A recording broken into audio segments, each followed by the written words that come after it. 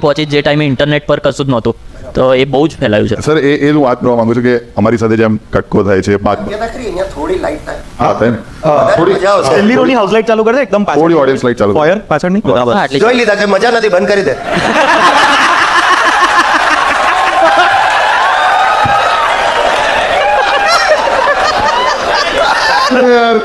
આ ના દેખાયું, આવતું ના દેખાયું. એટલે તો લાઈટ ચાલુ કરાવડે એમને. અરે, એને કરી નાખ્યું.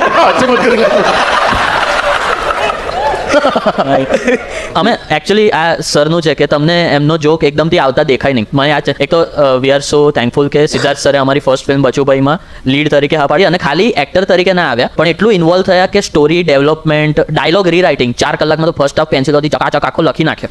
અને જ્યારે અમે ફર્સ્ટ નેરેશન માટે ગયા હતા તો સરે કીધું કે સ્ક્રિપ્ટ મૂકતા જાઓ, હું મારી રીતે 2-3 કલાક બેસું પછી મળીએ. અમે કીધું આ યાર સિદ્ધાર્થ સર આપણી પિક્ચર કરે છે, ચલો મુંબઈમાં છીએ સેલિબ્રેટ કરીએ. તો અમે લોકો 12માં જતા રહ્યા અને પછી અમે કલાકથી બેઠા ને પછી પાછળથી સિદ્ધાર્થ સાલા હું અહીંયા 4 કલાકથી તઈ કામ કરું છું ને તમે ટીચવા બેઠા છો ને પછી ને પછી જ્યારે મને મળ્યા ને મેં જે કંઈ વાંચ્યું કે કયું કાપડ્યા ત્યારે આ લોકો સમજતા હવે બરાબર જ છે. સર તમે લાગ્યું બરાબર જ અમારે આજ જોઈતું હતું સર. હા પણ એક વસ્તુ છે જે હું કહેવા માંગુ છું, જે અમારું સૌથી મોટું સ્ટીરિયોટાઇપ બ્રેક થયેલું કે ગુજરાતી ઇન્ડસ્ટ્રી કે કોઈ પણ એન્ટરટેનમેન્ટ ઇન્ડસ્ટ્રીમાં સિનિયર્સ યુઝ્યુઅલી ગેટ કીપિંગ કરતા હોય અને સિનિયર્સ યુઝ્યુઅલી છે ને કોલ્ડ શોલ્ડર આપતા હોય યંગસ્ટર્સને.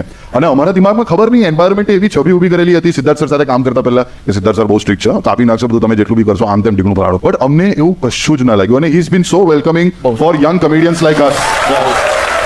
એટલે અમારી બધી જ જેટલી પણ ખોટી માન્યતાઓ હતી એ બધી સર તમે શાટર કરી. પણ હા, સ્ટીરિયોટાઇપની હું વાત કરવા માંગુ છું કે જેવી રીતે આને પાકબાન કરીને લોકો બોલાય છે, મને કટકો કરીને બોલાય છે કે જતી રહેશે વોટ એવર. તમને ઘણા બધા લોકો આજની તારીખમાં બી ગુજ્જુભાઈ તરીકે ઓળખે છે. તો તમારો જે